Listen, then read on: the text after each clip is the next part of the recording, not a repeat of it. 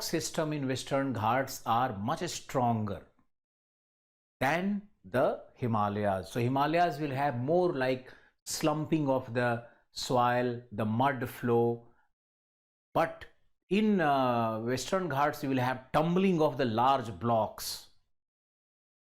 This is the fundamental difference. Another difference will be in terms of the slope and relief. So Himalayan slopes are,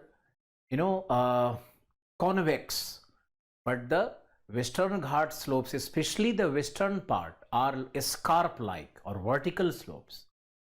So there is a difference in the slope, which causes also the difference in the nature of landslides. So we'll talk about lithology. Then second paragraph will be about the hydrology. What are the hydrological factors behind landslides in Himalayas and Western Ghats? So in Himalayas you have heavy rainfall, 100 centimeter rainfall. Eastern Himalayas will have 250 rainfall. The Uttarakhand Himalayas, the Kumayu Himalayas will also have 250 rainfall. So the Assam Himalayas, Uttarakhand Himalayas are most prone to landslides because of the heavy rainfall. But Western Ghats, the crest of the Western Ghats are having 100 centimeter rainfall. Maybe the coastal plain and the foothills of Western Ghats are having 200 plus rainfall, 200, 300 rainfall.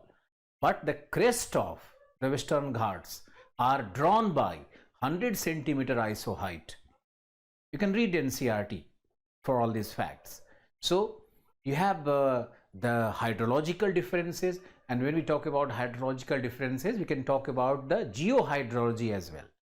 The Himalayan rocks are more porous, and during the rainy season, the water table is very high. But the Western Ghat rocks are impermeable. So the water simply drains out. They are non-porous rocks. So the likelihood of landslide will be more in Himalayas, and the property of matter will be more. Like I told you, it will be like the mud flow and the, what do you call it, the slumps. Slumping ज़्यादा होता है. Avalanche भी होता है Himalayas में, because Himalayas will have ice cap also. तो lithological difference क्या है, hydrological difference क्या है.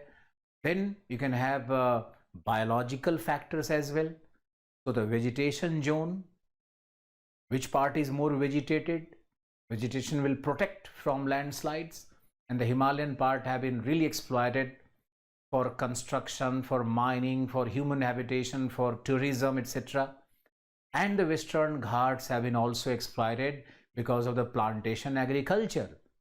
The Portuguese were the first to introduce potato cultivation in the Nilgiris, then the tea plantation.